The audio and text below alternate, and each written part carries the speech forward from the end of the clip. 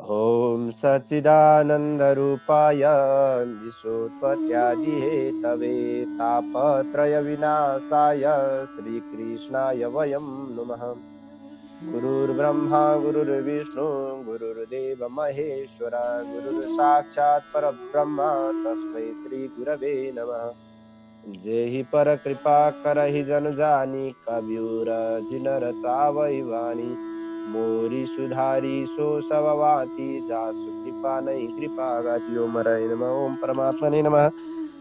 ओम कृष्णचंद्र भगवान की जय हो। राधा रमण भगवान की जय हो। भागवत भगवान की जय हो। श्रीमद् भागवत को चर्चा परिचर्चा भगवानका अमोघ लीलाहरू वर्णन भएको वर्णित श्रीमद् भागवत हामीले श्रवण गर्दै पाठ पारायण पूजा जे जस्तो भनौँ भगवानका लागि आराधना पूजा ध्यान तपस्या जे भने पनि एउटा नाम दिएर सत्सङ्ग गर्दै आइरहेका छौँ। भगवानका कथाहरू श्रवण गर्दै आइरहेका छौँ। त्यसै अन्तर्गत चतुर्थ स्कन्धको 9औं अध्याय लिएर आज उपस्थित भइसकेका छौँ, जसमा ध्रुवजीका अमोघ लीलाहरू वर्णन गरिएको छ। र हिजो हामीले ध्रुवजी वन जानु भएर तपस्या गर्नुभएका कुराहरू सुनिसकेका छौँ भने अब के हुन्छ त, ध्रुवको चरित्र के हो, ध्रुव लीलाबाट के सिक्ने, ध्रुवले के प्राप्त गर्नुहुन्छ भन्ने कुरा चाहिँ आज विशेष अध्याय रहेको छ। सदा सर्वदा विशेष नै रहन्छ, किनभने मन्त्रम अक्षरम नास्ति नास्ति मूल मधौषधम अयोग्य पुरुषो नास्ति योजकस्तत्र दुर्लभ भनिन्छ। त्यसमा पनि ध्रुवजीको यो विशेष कथा रहेको यो अध्यायलाई प्रारम्भ गरौँ। मैत्रेय उवाच, मैत्रेयजी भन्नुहुन्छ, त एवमुत्सन्न भया उरुक्रमे कृतावनाम प्रययुस्त्रिविष्टपम्। यस प्रकार जब भगवानको कुरा सुनेर भयभीत भएका ती इन्द्रादि देवताहरू, भनेको भगवानको कुरा सुनेर भयभीत भएको होइन कि भयभीत भएर चाहिँ भगवानका कुरा सुन्न गएका हुन्। फेरि अनेक अर्थ नबुझ्नु। पहिला डर भएर चाहिँ जब भगवानका कुरा भगवानबाट प्रार्थना गर्नु गएका थिए, भगवानको कुरा सुनिसकेपछि अब भय रहित भए। अब चाहिँ अघि चाहिँ भयभीत भएका थिए, अब चाहिँ भय रहित भए। भय रहित भएर चाहिँ ती सारा इन्द्रादि देवताहरू आफ्नो लोकतर्फ भगवानलाई नमन गरेर लोकतर्फ फर्किए। आफ्नो स्वर्ग आदि देवता जुन लोकका थिए त्यतातिर फर्के। त्यसपछि विराट स्वरूप हुनुभएको भगवान पनि आफ्ना ध्रुवलाई चाहिँ मेरो ध्रुव, मेरो भक्त, मेरो बाबु कस्तो भएछ भनेर हेर्ने इच्छा लागेर त्यहाँबाट ध्रुवलाई भेट्न भनेर ध्रुवले तपस्या गरेको त्यो वनमा जानुभयो भगवान। ध्रुव त्यही अवस्थामा हुनुहुन्थ्यो। ध्रुवले योगको परिपाकद्वारा चाहिँ एकाग्र भएको त्यो बुद्धिले चाहिँ हृदय कमलमा भगवानका बिजुली चम्के जस्तो अत्यन्तै तेजिलो अत्यन्तै प्रकाशमान रूप ध्यान गरिरहनु भएको थियो। अत्यन्तै त्यो रूप चाहिँ यसो हेर्नुभएको भगवान बाहिर आएर चाहिँ ध्रुवलाई बोलाउनु खोज्नुहुन्छ। बाहिर आएर चाहिँ सन्तहरूले भन्नुहुन्छ, सन्तहरूद्वारा चाहिँ के भनिएको छ भने भगवानले बाहिरबाट कतिचोटि बोलाउनु खोज्नु भयो अरे, बोल्नु भएन अरे क्या ध्रुव। यहाँ त्यस्तै प्रकारको भयो। बाहिर आएर भगवानले हेर्नुहुन्छ, बोल्नु खोज्नुहुन्छ, बोल्दै बोल्दैन ध्रुव। भगवानले यसो विचार गर्नु, भित्र मलाई देखुन्जेलसम्म किन बाहिर हेर्थे यिनले, लौ त भनेर भित्रको त्यो ज्योति चम्केको रूप चाहिँ स्वाटै विलित गराइदिनु भयो एक्कासी। त्यो हुन्छ नि, अब एक्कासी त्यो के भयो कि अब त्यो झस्केर चाहिँ ध्रुवले च्याट्टै आँखा खोलेको त भित्रको रूप त बाहिर आएर त पढिदिइरहेको छ। अब के छ यो, यसो आँखा खोलेर हेरेको आफ्नो अन्तस्करणमा जुन रूप थियो त्यही रूपलाई चाहिँ बाहिर देख्नुभयो। ददर्श देख्नुभयो बहिस्थितम, बाहिरपट्टि रहिरहनु भएको, तदवस्थम त्यो अन्तःकरणमा जुन रूप थियो त्यहाँ भएको डिटो रूप चाहिँ अगाडि बाहिरपट्टि देख्नुभयो। अकस्मात भगवानको दर्शन पाउँदा आत्तिएका ध्रुवको मन हत्त नपत्त अब त्यो शरीरलाई चाहिँ झुकाएर दण्डवत गर्न चाहिँ जाने, तर अक्क नबक्क भएर अब भगवानलाई हेर्न थाले। टुवा परेर क्या अक्क नबक्क, अब के बोल्ने के गर्ने थाहा नै। एकदम भगवानलाई हेरिरहेका छन्, मानव कि आँखाले चाहिँ उनलाई अब स्वाटै आफै भित्र लीन गराउनलाई चाहिँ हेरिरहेका छन् ध्रुव। भगवानलाई आँखैबाट चाहिँ भित्र छिराउला जसरी हेरिरहेछन् क्या। त्यति प्रेम, त्यति आश्चर्यजनक हेराइ छ क्या ध्रुवको। अनि मानव उनका मुखहरू यस्तो लालायित भइरहेका छन् कि भगवानलाई गएर अङ्कमाल गरेर चाहिँ भगवानलाई चाहिँ चुम्बन गरौँ, भगवानलाई चाहिँ माया गरौँ भन्ने उनको त्यो भाव भइरहेछ। हातहरू यसरी फैलिरहेका छन्, भगवानलाई चाहिँ एउटै अँगालोमा चाहिँ मैले हृदयमा चाहिँ बेरौँ, यस्तो भाव चढिरहेछ। यस्तो अवस्थामा छन् एकदम ध्रुव त्यो जगतका जुन बस्नुभएका हरिलाई चाहिँ हेरेर ध्रुव नतमस्तक भएर चाहिँ एकदम नमस्कार गरेर चाहिँ स्तुति मात्रै गर्न लागेको थिएँ। ध्रुवलाई यसो झलक्क आयो। सारा कुरा सोधेँ मैले आमालाई, गुरुलाई सबै कुरा सोधेँ। जिन्दगीमा गल्ती गरिएछ नि एउटा कुरा। अब भगवान टुप्लुकी आयो भने त के गर्ने भनेर सोध्दै बिर्सिएछ। अब बर्बाद भएन। हेर्नुहोस्, आमासँग बसी आमासँग दुनियाँ कुरा सोधेँ, आमालाई दुनियाँ कुरा भने। आमाले पनि भनिनन् कि भगवान आइहाल्नु हो भने के गर्ने। नारदजीले पनि भन्नु भएन। ए तेरिका बर्बाद भयो भन्ने लाग्यो ध्रुवलाई। अब बल्ल यसो बोल्न खोज्छन्। अब के बोल्नु आउँदैन, अवाक हुन्छ। यहाँ दुईटा कारण बताइएको छ यो अवाक हुने। एउटा चाहिँ गुरुले जस्ट के गरिदिनु भयो भने भगवान प्राप्त गर्ने मन्त्र सुनाइदिनु भयो, मार्ग देखाइदिनु भयो। तर त्यहाँ भगवान प्राप्त भइसकेपछि के गर्ने भन्ने उपायहरू, ती भगवानलाई पाउने उपाय बताइदिनु भयो। भगवान प्राप्त गरेपछि के गर्नुपर्छ, के हो भन्ने उनलाई गुरुद्वारा त्यो प्रदान भयो। गुरुको कृपा दृष्टि त भयो, तर मन्त्र प्राप्त त गर्नुभयो, तर अन्य कुरा उनलाई केही पनि थाहा भएन। एउटा त्यहाँ कमजोरी। अर्को ध्रुव अवाक हुनेमा अर्को के थियो, उनलाई कुनै पनि धर्मशास्त्र, वेद, ज्ञान भन्ने कुनै पनि कुराको स्तुति, पूजा, वन्दन केही पनि थाहा थिएन। किन? उनी बालक थिए। उनलाई त्यस्तो आचरण सम्बन्धी, उसको चाहिँ भनौँ उसले पढ्नुपर्ने वेद शाखाहरू सम्बन्धी, उसले गर्नुपर्ने धर्म सम्बन्धी, उसले निभाउनु पर्ने नियम सम्बन्धी उनलाई कुनै पनि जानकारी थिएन, कुनै पनि ज्ञान थिएन। तसर्थ ध्रुव यहाँ अवाक भए। विभिन्न सन्तहरूले यसका विभिन्न परिभाषा गर्नुभएको छ। तैपनि ध्रुव अवाक भए, ध्रुव बोल्न सकेनन्। ध्रुवले प्रार्थना गर्न लागेको विचार गरेर भगवानले विश्व विचार गर्नु, ऊ के बोल्न खोज्दैछ, उसको भित्र अन्तस्करण शुद्ध भएको छ। मलाई त प्राप्त गर्यो, तर उसँग ज्ञान छैन। मलाई अब के भन्ने, के बोल्ने ज्ञान छैन। भगवानले वेदमय शङ्ख जुन भगवानको थियो, त्यो शङ्ख चाहिँ ध्रुवको गालामा यसो छुवाइदिनु भयो। एकदम वेदमय शङ्ख, वेदले पूर्ण भएको त्यो शङ्खको ज्ञान चाहिँ ध्रुवको गालामा चाहिँ यसो छुवाइदिनु भएको थियो। कृपा बर्सिएको थियो। एकदम ध्रुवमा त वास्तविक ज्ञानको सहारा उदय भयो। अब 4 वेद, 18 पुराण, ध्रुव उपनिषद, सारा ज्ञानहरू ध्रुवभित्र टमाटम भरिए एकैचोटि। एकदम भविष्यमा चाहिँ अविचल प्राप्त गर्ने एकदम परम तत्त्वको चाहिँ वास्तविक अर्थ बुझेका भक्ति भावले चाहिँ युक्त भएर ध्रुवले त्यो जुन शङ्ख छोइने बित्तिकै तत्कालै वेदले प्रतिपादन गरेका भगवान विष्णुको चाहिँ एकदम दिव्य स्तुति गर्नलाई चाहिँ आफ्नो बाणीलाई प्राप्त गरे। अब बोल्न सक्ने भए।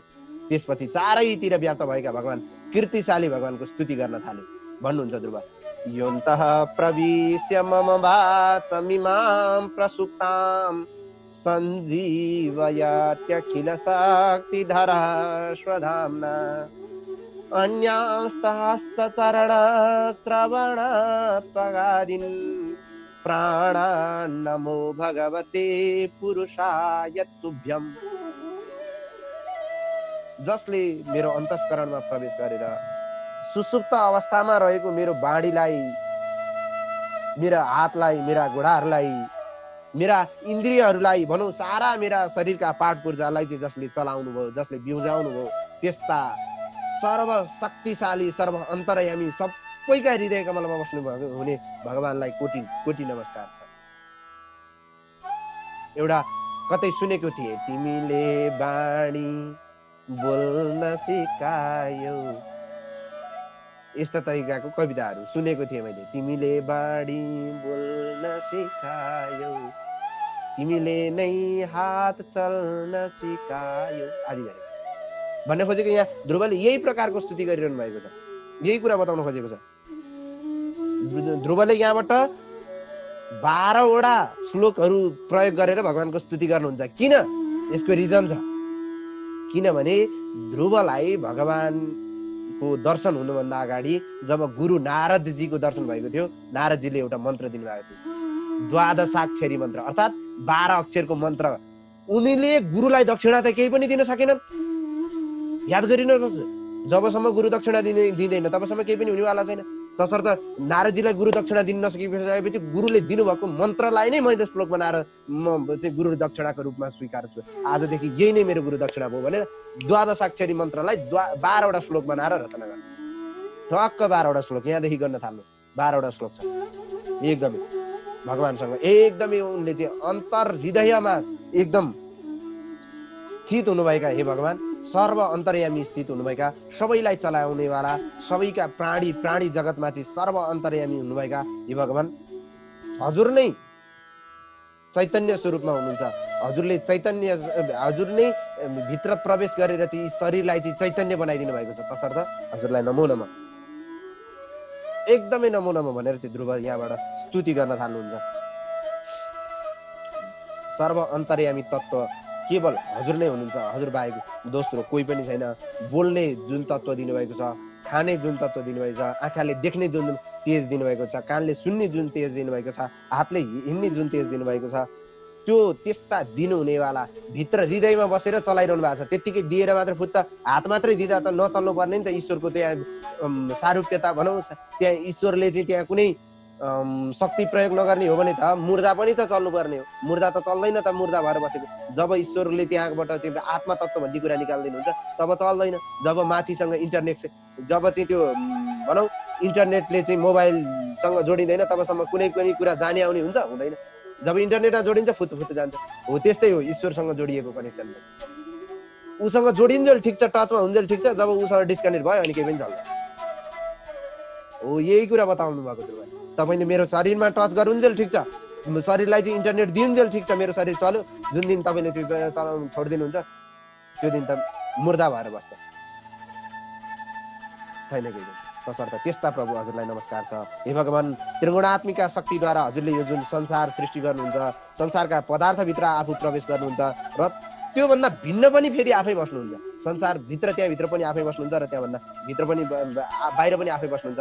जसरी दाउराको आकार अनुसार आगो बदलिन्छ, त्यसै गरी जस्तो दाउराको आकार छ त्यस्तै आगोको रूप देखिन्छ। आखिर आगोको रूप त्यस्तो हुन्छ त? हुँदैन। जस्तो मुडो छ त्यो बराबरको आकारको रूप देखिन्छ। हजुरको पनि त्यस्तै हो।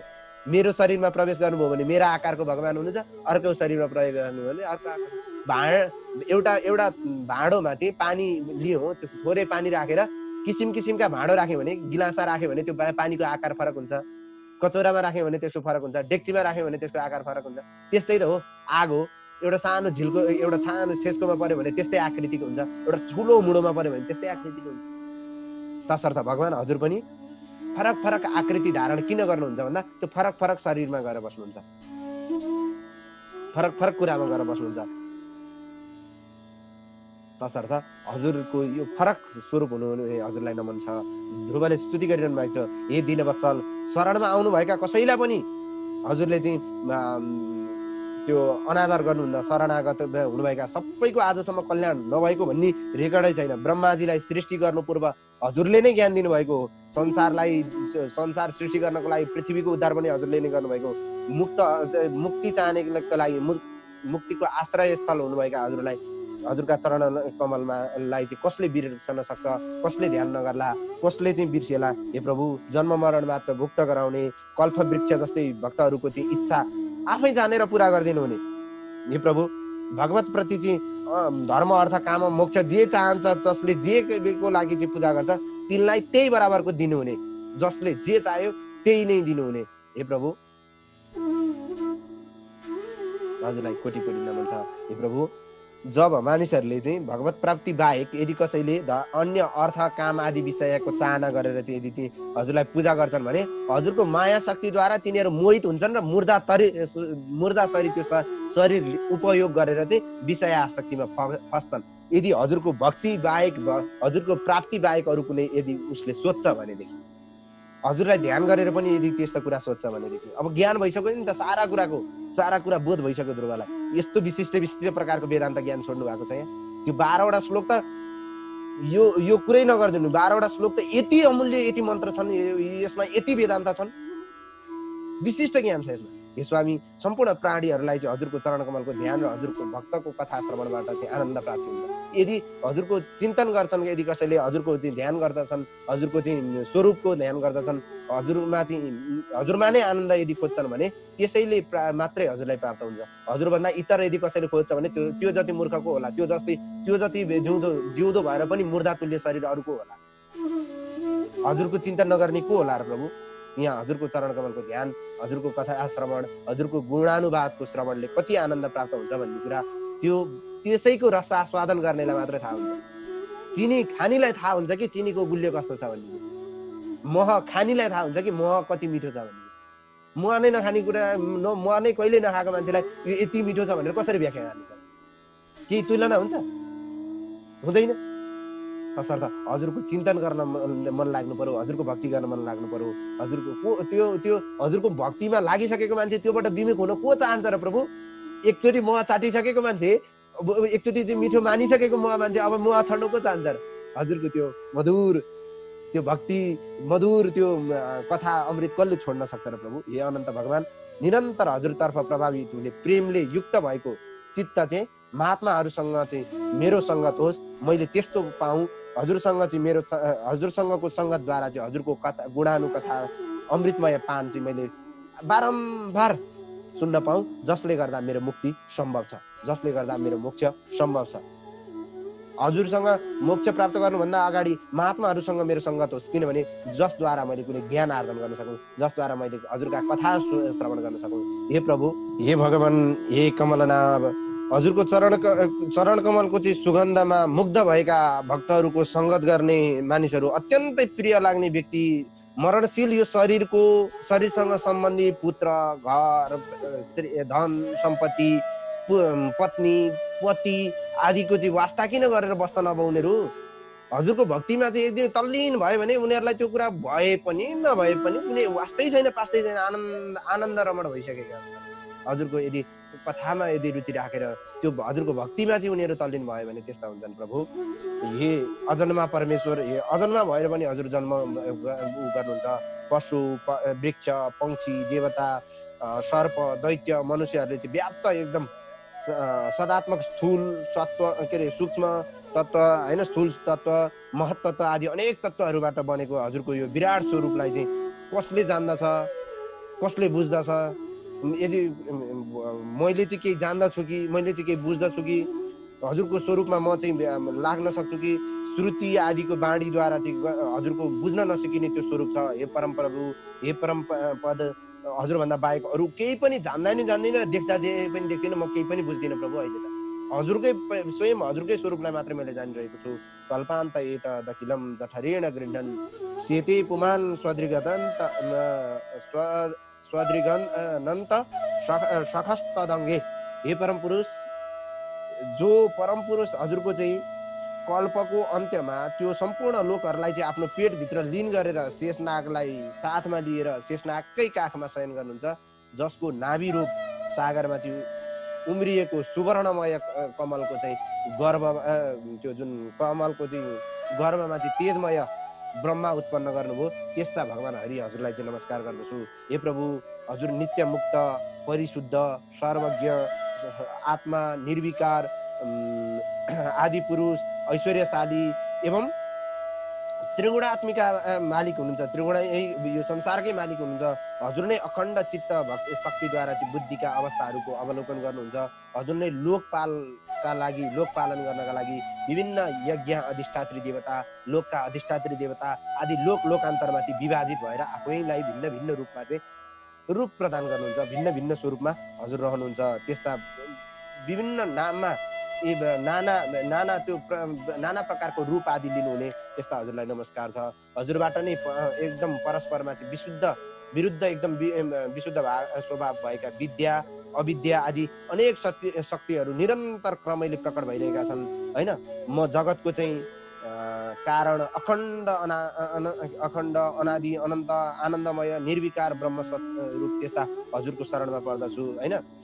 वस्तुतः भन्ने हो भने चाहिँ 5 अंश हुन्छ क्या, हरेक वस्तुमा 5वटा अंश हुन्छ। के हुन्छ? अस्ति, भाति, प्रिय, नाम र रूप। त्यसैले चाहिँ अस्ति, भाति, प्रियम, रूपम, नाम चैत्यंश पञ्चकम, आद्यम त्रयम ब्रह्म रूपम, जगद्रूपम ततो द्वयम भनिएको छ शास्त्रले चाहिँ। होइन हरेक रूपमा चाहिँ हजुरका यी 5 वटा हुन्छ। अस्ति छ, भाति प्रतीत हुन्छ, प्रिय प्रिय लाग्छ, नाम पनि हुन्छ, रूप पनि हुन्छ। यस्तो चाहिँ हरेक कुरामा चाहिँ यो कुरा हजुरको चाहिँ निहित छ, निहित त्यहाँ हुनु होइन। यस्ता चाहिँ विभिन्न हजुरका अंशहरू छन्। सत्या शिशो हि भगवान् तब पाद पद्मशाली मासी तथा भजतः पुरुषार्थ मूर्ते। हे परमेश्वर, भजन गर्ने पुरुषहरूका लागि, अन्तिममा भन्नुहुन्छ भजन गर्ने पुरुषहरूका लागि परमानन्द स्वरूप हजुरको चरण कमल नै परमार्थ फल र सच्चा आशीर्वाद पनि हो। हे भगवान्, भक्तहरूलाई अनुग्रह गर्न सधैँ उत्सुक रहने, भक्तहरूलाई चाहिँ आफू दर्शन दिन सधैँ उत्सुक रहने हे भगवान्, जसरी चाहिँ नवप्रसुता भर्खर प्रसुति व्यथामा चाहिँ गाईले चाहिँ बाछोलाई रक्षा गरे जस्तै हजुर पनि दुःखी भक्तहरूको लागि त्यसै गरी रक्षा गर्न चाहिँ दौडी दौडी हिँड्नुहुन्छ। नवप्रसुता गाईले चाहिँ आफ्नो बाछालाई कसरी माया गर्छिन्, कसरी रक्षा गर्छिन्, कसरी जोगाउँछिन्, त्यसै गरी हजुर चाहिँ जोगाउनुहुन्छ भनेर चाहिँ यसरी ध्रुवले भगवान्सँग एकदम त्यो जब वेदमय चाहिँ प्रार्थना गर्नुभएपछि मैत्रेयजी भन्नुहुन्छ यस प्रकार बुद्धिमान एकदम शुभ सङ्कल्पयुक्त भएका ध्रुवले चाहिँ प्रार्थना गरिनुभएका भगवान्ले चाहिँ ध्रुवको प्रशंसा गर्दै फेरि भन्न थाल्नुभयो। भगवान् उवाच वेदाहं ते व्यवस्थितम रिधि राजन्य बालक हिराजन, उत्तम व्रतको पालन गर्ने हे राजपुत्र ध्रुव, तिम्रो कल्याण होस्। तिम्रो मनभित्र के छ म त्यो पहिले जान्दछु। तिमीले प्राप्त गर्न चाहेको कुरा एकदम दुष्प्राप्य छ, त्यो दुष्प्राप्य छ। तिमीले जुन पाउनु पर्ने हो त्यो भए पनि म तिमीलाई दिन्छु। तिमीले जस्तो भक्ति पनि कसैले गर्दैन, तिम्रो उमेरमा यस्तो भक्ति पनि कसैले गर्दैन, म दिन्छु। हे बाबु, तिमी बाहेक अरूमा चाहिँ अरूद्वारा चाहिँ प्राप्त गर्न नसकिने जुन अविचल पद छ, त्यो जुन नक्षत्र तारागणहरूद्वारा चाहिँ घेरिएको जुन ज्योतिष चक्रद्वारा अडिएको जुन त्यो पद छ, त्यो पदलाई म दिन्छु। ज्योतिष चक्रमा अडिएको त्यो पद तिमीले पायौ आजबाट। म तिमीलाई कल्पान्तमा चाहिँ सबै लोक नष्ट हुँदा पनि नष्ट नहुने त्यो एउटा यस्तो लोक प्रदान गर्छु जसलाई ध्रुवपद अर्थात् धर्म, अग्नि, कश्यप आदि ग्रह नक्षत्र ताराहरूले चाहिँ घेरिएको, तिनीहरूले सहित भएको सप्तर्षिले समेत दायाँ बायाँ गरेर चाहिँ त्यसलाई रक्षा गरिएको, कहिल्यै पनि नष्ट नहुने त्यो पद प्राप्त गर्दछौ। त्यो चाहिँ तिमीले पायौ। तिमीलाई राज्य दिएर तिम्रा बुवा जो उत्तानपाद जङ्गल गएपछि इन्द्रिय शक्ति प्रबल भएका तिमीले धर्मपूर्वक 36,000 वर्षसम्म राज्य गर्नु। तिमीले राज्यको पालना गर्नेछौ। 36,000 वर्षसम्म राज्य गर्नु। तिम्रा भाइ उत्तम यहाँ सबै भविष्यवाणी गरिदिनु भयो है। तिम्रा भाइ जो उत्तम छन् उनी शिकार खेल्न जाँदा मरेपछि पुत्र शोकले विह्वल भएकी तिम्री आमा पनि सुरुचि पनि जङ्गलमा चाहिँ उत्तमलाई खोज्नै जाँदा डढेलोमा परेर अथवा शोकले चाहिँ मर्ने छिन् होइन, त्यो भोलि मर्ने छिन्।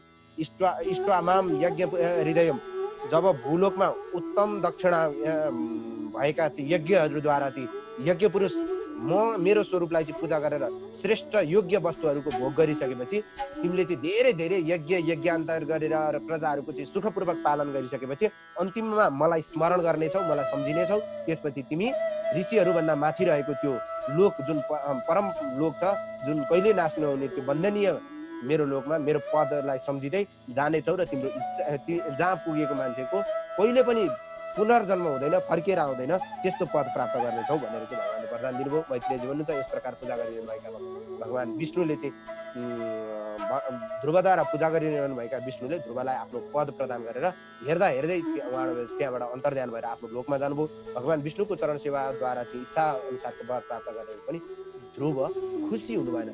ध्यान दिइरहनु होला, आफूले चाहेको वरदान पाएर पनि आज ध्रुव खुसी हुनु भएन।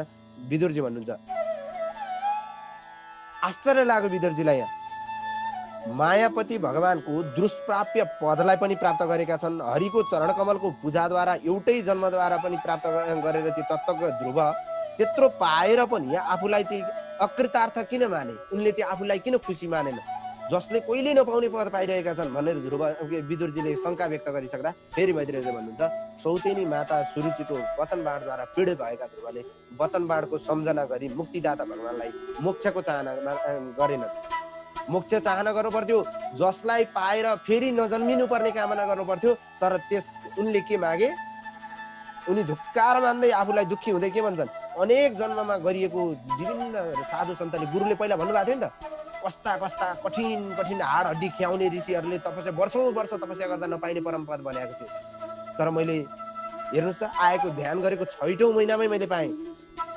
सनकादिलाई चाहिँ जुन पद कहिले प्राप्त गरेका छैनन्, सनकादिले जुन पद बुझेका मात्रै छन्, त्यस्तो चरणको चाहिँ छत्रछाया आज मैले 6 महिनामै प्राप्त गर्दा पनि मेरो मन्द बुद्धि, मेरो भाग्यहीन, म ठगिएँ, म लुटिएँ, मेरो बुद्धि सकिएको।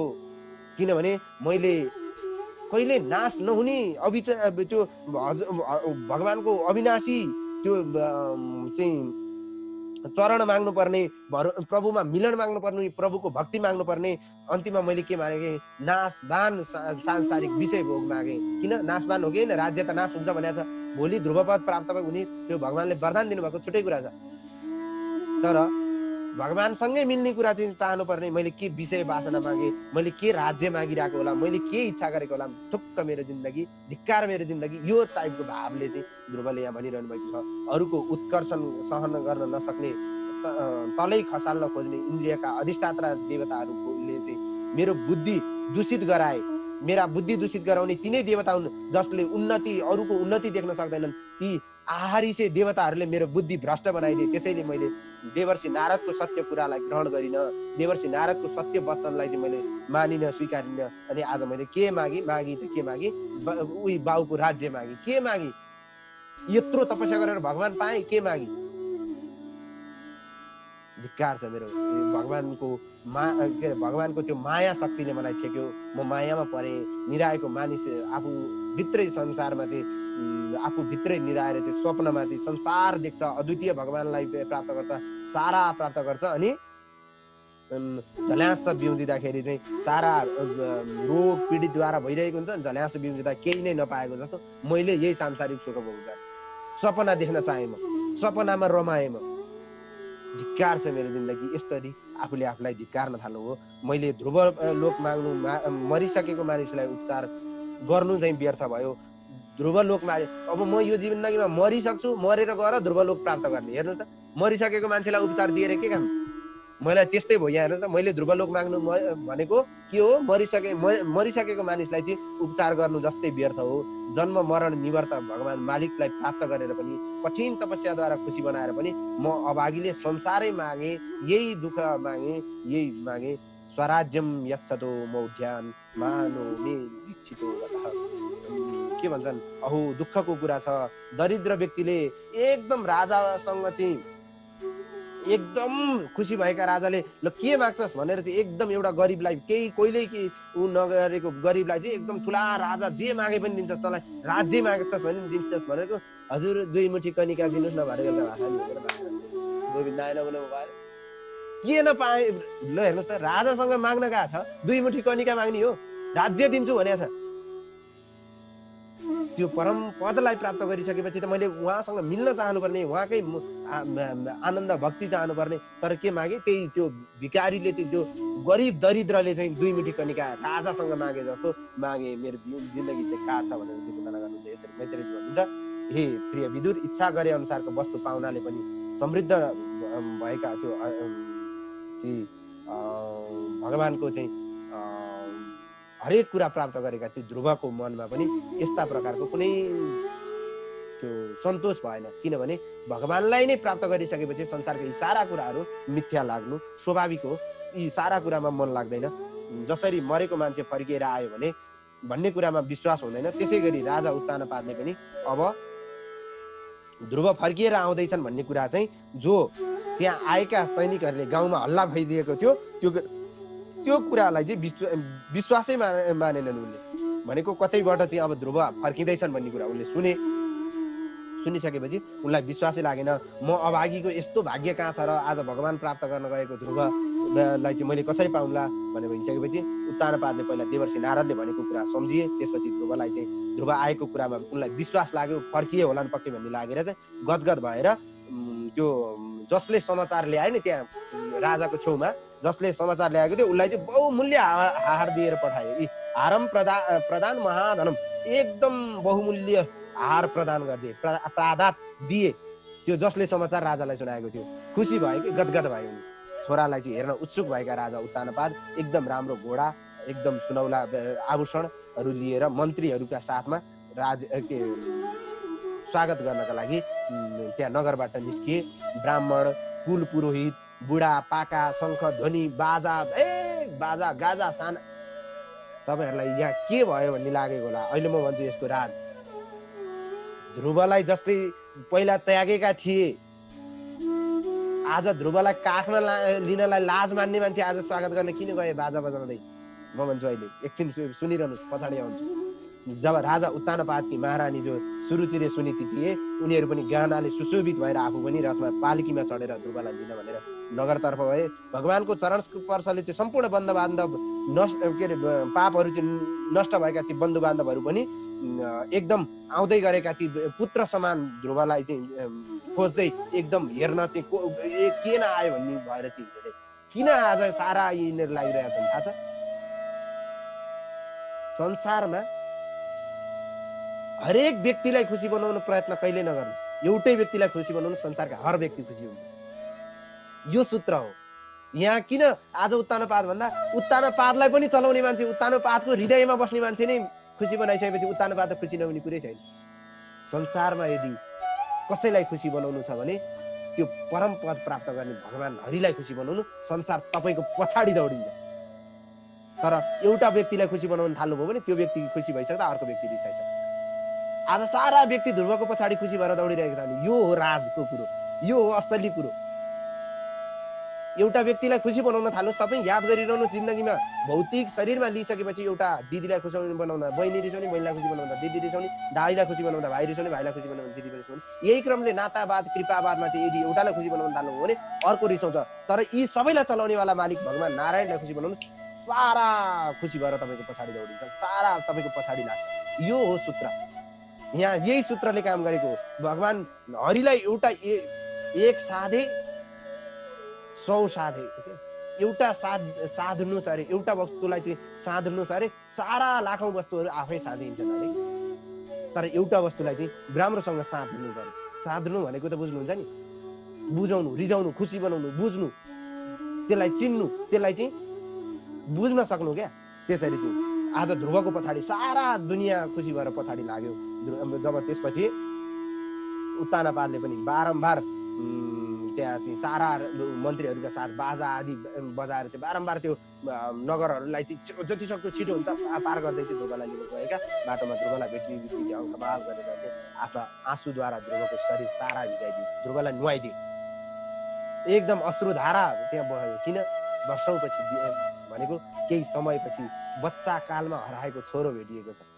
त्यो पीडा कतिको हुन्छ भने आमा बाबुलाई मात्रै बुझ्न सक्छन्, अरूले बुझ्न सक्दैनन्। सन्तले बुझ्न सक्लान्, माता पिताले जति त कसैले बुझ्नै सक्दैन। हराएको छोरो, त्यो पनि बालकालमै हराएको छोरो चाहिँ फर्केर घर आउँदा, त्यो पनि ईश्वर प्राप्ति गरेर, कुरा छोडिदिनुहोस् आज संसारमा कसैले पनि प्राप्त गर्न नसक्ने पद प्राप्त गरेर आएको छ यार। अब कुनै कमी छ? त्यस्तो पद प्राप्त गरेर आउँदा अश्रुपूर्ण किन नहुन्? साराले आँसु धारा लगाएर चाहिँ त्यहाँ स्वागत गरे। आँसु किन? हर्षको आँसु। आँसु दुई किसिमले आउँछ, एउटा हर्ष भएर एउटा दुःख भएर। तसर्थ यहाँ गरे। जब ध्रुवले चाहिँ पितालाई देख्ने बित्तिकै तुरुन्तै चरणमा दण्डवत गरे। ध्रुव उत्तानपादले उनलाई आशीर्वाद दिए।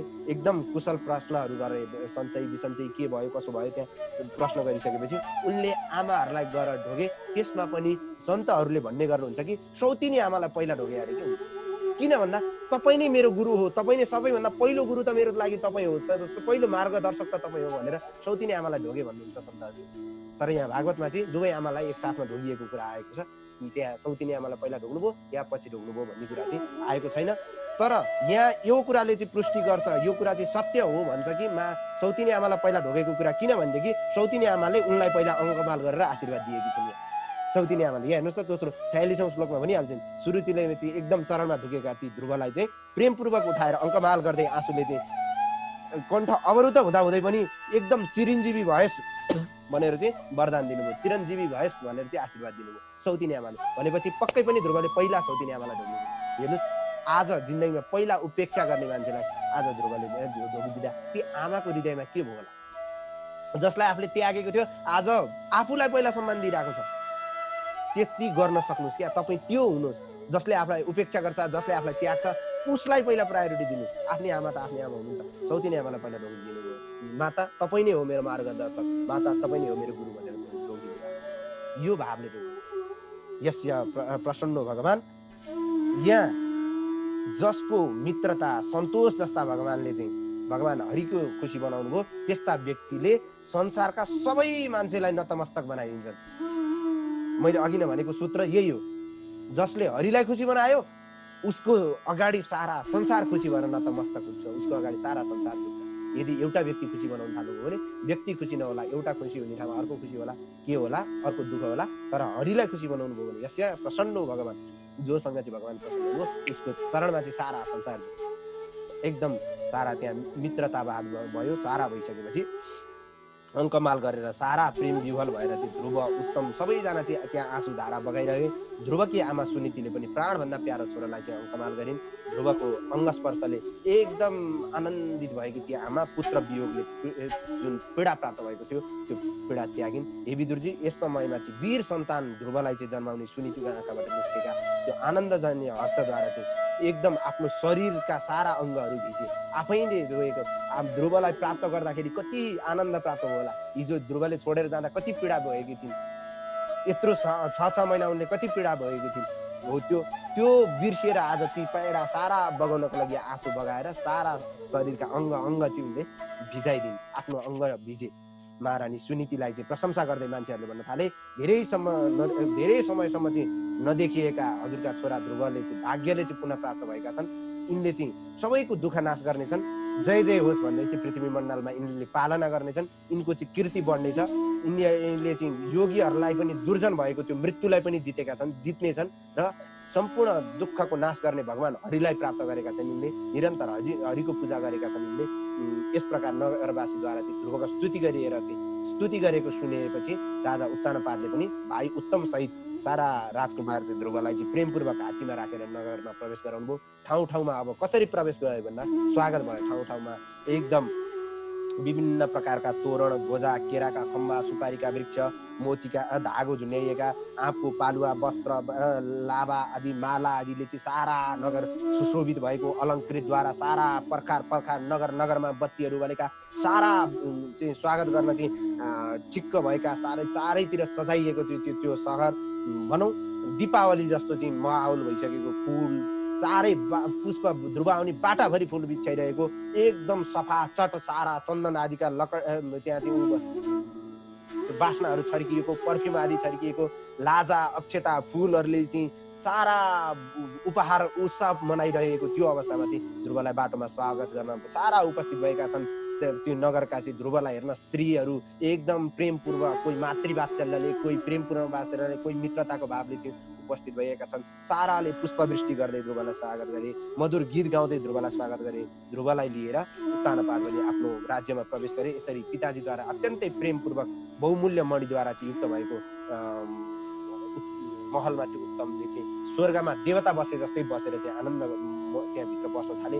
उनका महलमा, त्यस महलमा कस्तो थियो भन्दा हात्तीका दाँतबाट चाहिँ बनाइएको दुध जस्ता सेता भएका चाहिँ सेता कोमल एकदम सैयाहरू, सुनले चाहिँ बनेका पर्दाहरू, खम्बाहरू, अब त्यहाँ भनौँ सजाइने वस्तुहरू चाहिँ एकदम बहुमूल्य हारद्वारा चाहिँ सजाइएका ती वस्तुहरू। महलमा चाहिँ मणिहरू टल्किने, फटिकहरू टल्किने, भित्ताहरूमा चाहिँ रत्नहरूले चाहिँ निर्मित अनेक चित्रकलाहरू, मूर्तिकलाहरू चाहिँ सारा सजाइएको होइन। त्यहाँ चिरबिर कराइरहेका चराहरूका जोडी, गीत गाइरहेका चाहिँ उत्तम भमराहरू चाहिँ युक्त भएका बगैँचाहरू पनि थिए। त्यो पद ध्रुवले, त्यो ध्रुवको राज्य त्यस्तो थियो होइन। त्यस बगैँचामा चाहिँ एकदम वैदुर्य मणिहरूका नाम हुने, वैदुर्य मणिद्वारा चाहिँ निर्मित भएका श्रेणीहरू भनेको मार्बल आदि लगाएका भनौँ अहिलेको लागि त्यस्ता प्रकारका भनेको एकदम उच्च कोटिका सबैभन्दा बहुमूल्य हारद्वारा चाहिँ सजाइएको रातो नीलो रङका पर्दा, कमलहरू चाहिँ फुलिरहेका पर्दाहरू राखिएको होइन। वस्त्रहरू त्यस्तै प्रयोग गरिएको, गलैँचाहरू त्यस्तै प्रयोग गरिएको, राजहाँस बकुल्ला आदिद्वारा चाहिँ खेलिरहने पोखरी आदि भएको। राजर्षि उत्तानपादले चाहिँ नारदजीबाट चाहिँ पहिले आफ्नो छोराको चाहिँ आश्चर्यमय जुन प्रभाव सुनेका थिए त्यो कहिले पनि प्रत्यक्ष अहिले अगाडि देखेर चाहिँ उनी त्यो कहिले नपाउने भगवानको पद पाएको देखेर ध्रुवदेखि चाहिँ अत्यन्तै खुसी भए, अत्यन्तै हर्षित भए। यो कुरा यस्तो हुन्छ भनेर नारदजीबाट पहिले पनि सुनेका थिए यिनले, तसर्थ अत्यन्तै हर्षित भए। यौवनावस्थामा चाहिँ प्राप्त भएका मन्त्रीद्वारा चाहिँ मन पराइएका राजा के अरे प्रजाहरूद्वारा मन पराइएका ध्रुवलाई चाहिँ प्रजाहरूको समेत मन पराएको थाहा पाएर चाहिँ उत्तमले उनलाई राज्य सुम्पिदिए। ल अबको राजा चाहिँ ध्रुव भएस्, अब तिमी हौ भनेर चाहिँ आफू जिउँदो हुँदै सुम्पिदिए। अनि आफू बुढो भएको महसुस गरेर राजा उत्तानपाद विषय भोगबाट चाहिँ विरक्त भएर अब मैले राज्य गर्नु बेकार छ, अब ध्रुव पाइसकेपछि प्रजा पनि खुसी छन्, मन्त्री पनि खुसी छन्, सारा जन खुसी छन् भने ध्रुवदेखि खुसी नहुने कोही पनि छैन भने म बुढो अब किन भन्छु, म यो संसारमा बस्नु ठिक छैन, म यो राज्यमा बस्नु ठिक छैन भनेर आफ्नो लक्ष्य अब मैले पनि भगवान पाउनुपर्छ भन्ने बुझेर उनी जङ्गलतर्फ लागे। भन्दै गर्दा अब ध्रुवले पाएको पद के हो?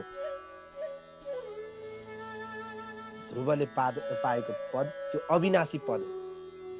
हेर्नुहोस्, मान्छेले यदि ईश्वर चिन्तन गर्दै गर्दाखेरि ध्रुवले यहाँ भगवान पाएर पनि ध्रुवले यहाँ सन्तोष गरेनन्। किन भन्दा आफूले तुच्छ वरदान मागेको कारण। त्यही भएर चिन्तन गर्दाखेरि विशाल चिन्तन गर्नुहोस्, उच्च कोटिको सोच राख्नुहोस्। क्या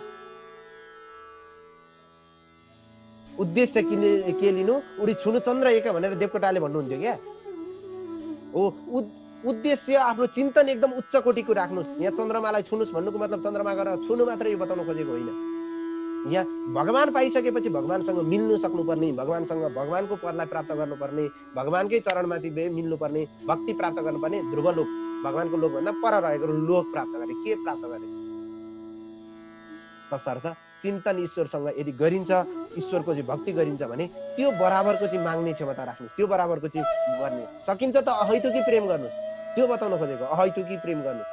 आज ध्रुवले आफूले आफूलाई गिल्टी फिल भन्छ नि मान्छेले इङ्ग्लिस हो, गिल्टी फिल गरिरहेछन् ध्रुव हो। त्यस्तो कहिल्यै नगर्नु। तपाईँहरूले ईश्वरको चिन्तन गरिसकेपछि अलिक ठुलो बडा उच्च सोच्नुहोस्। क्या सामान्य तुच्छ यो संसारिक विषयवस्तुमा चाहिँ नरुमल्लिनुहोस् तपाईँहरू भन्न खोजेको।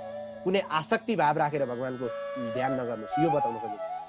अनि ध्रुवले आउने बित्तिकै सुनीतिको पाउ नछोएर, आफ्नै जन्मदिने आमालाई नछोडेर आफ्नै चाहिँ आफूलाई तिरस्कार गर्ने, आफूलाई चाहिँ त्याग्ने, आफूलाई चाहिँ त्यस्ता वाचन रूपे बाण हान्ने आमाको पाउ किन छुनु भन्दा संसारमा तपाईँलाई त्यस्ता तिरस्कार गर्ने मान्छे लाखौँ भेटिन्छ।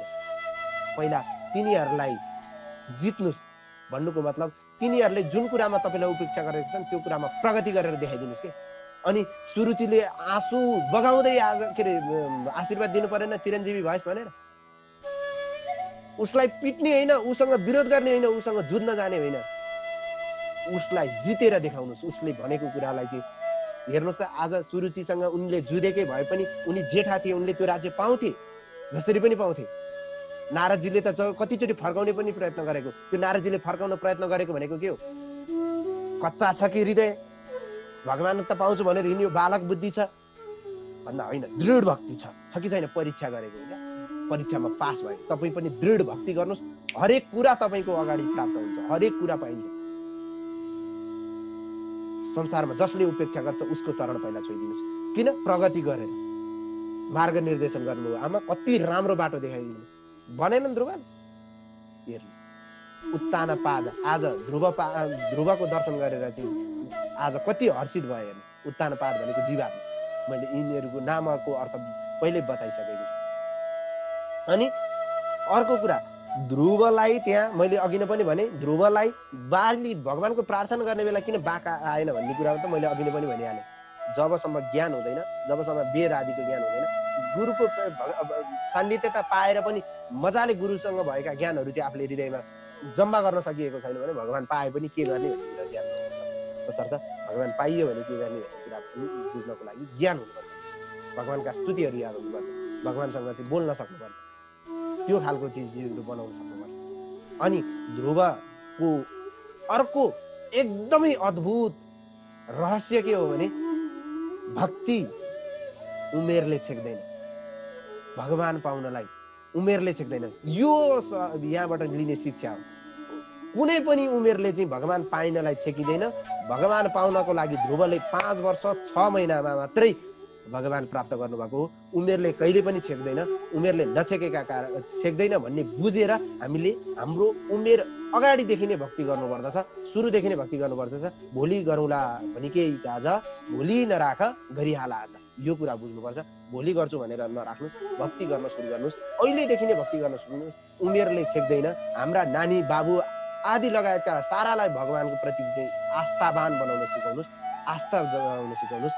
ध्रुवको चरित्र यो बाल लीला सिकाइदिनुहोस् उनीहरूलाई, सुनाउनुहोस् उनीहरूलाई भक्तिपूर्वक, उनीहरूलाई बुझाउनुहोस्। हेर त तिमीहरू भन्दा साना बाबु थिए भनेर चाहिँ सिकाउनु। अनि उनीहरूलाई पनि उत्साह जाग्छ, भक्ति जाग्छ, अनि त्यो उमेरमा प्राप्त गरिन्छ। अब अर्को कुरा आश्चर्य लाग्ला। एउटा कुरा आश्चर्य तपाईँहरूलाई लाग्छ कि लाग्दैन? मलाई त लाग्छ कहिलेकाहीँ, र म खोज्ने गर्छु। लाखौं वर्ष तपस्या गरेर हाडहड्डी ख्याएर जन्म जन्मान्तरमा नपाइने परमपद ध्रुवले एकैचोटि स्वाट्टै किन पाउनु? 6 नै महिनामा कसरी पाउनु? यसमा दुईवटा कारण छन्, दुईटा। एउटा गुरुप्रति पूर्ण श्रद्धा र विश्वास, गुरुको कृपा, नारद जस्ता गुरुको कृपा भएको छ यहाँ एउटा ध्रुवलाई। एउटा चाहिँ पूर्ण विश्वास गरेका छन् फेरि नारदले दिएको मन्त्रलाई। अरू कुरा केही थाहा छैन उनलाई। ओम नमो भगवते वासुदेवाय जपेका छन्, जपेका छन्, जपेका छन्, जपेका छन्, जपेका छन्। जप्ने बाहेक उनको केही कामै छैन। यो कुरामा चाहिँ विश्वास, एउटा गुरुप्रति पूर्ण पूर्ण पूर्ण विश्वास, श्रद्धा, नारद जस्ता गुरुको प्राप्ति। अर्को, तपाईँ शुचिनाम श्रीमताम गेहे योग भ्रष्टु विजायते भनेको छ गीतामा। भनेको तपाईँले अहिले गरिएको भक्ति म मरेपछि फेरि जिरोबाट सुरु गर्नुपर्छ होला, म त पतित हुन्छु होला भन्ने नठान्नुहोस्। यदि तपाईँले अहिले भक्ति गरेर कुनै श्रेणीमा, कुनै स्तरमा पुग्नु भएको छ, तपाईँको प्रेम ईश्वरप्रतिको त्यो स्तरको छ भने तपाईँ कहिले पनि खस्नु पर्दैन। भोलि त्यही ठाउँबाट स्तरबाट माथि बढ्नुहुन्छ भनेर गीताले 5औं अध्यायमा बताएको। शुचिनाम श्रीमताम गेहे योग भ्रष्टु विजायते। तपाईँले भक्ति गरेर कुनै प्राप्त गर्नुभएको छ भने त्यो कहिले पनि नाश हुँदैन। हो, यहाँ ध्रुवले पनि पहिला जुनीमा चाहिँ भक्ति गर्दा गर्दा गर्दा गर्दा भगवान पाउनलाई चाहिँ अब बाँकी कति उनको चाहिँ उमेर रहेछ भन्दा 5 वर्ष 6 महिना मात्रै बाँकी थियो। त्यही भएर यो जन्म हुने बित्तिकै 5 वर्ष 6 महिनामा फुत्तै पाए। दोस्रो कारण। अब अर्को एउटा रिजन भन्छु, अर्को एउटा विशेष बुलन्द प्रकारको रिजन अहिले भर्खर याद आयो मलाई। अघि 2टा भनेको थियो, अहिले 3टा ठाउँ।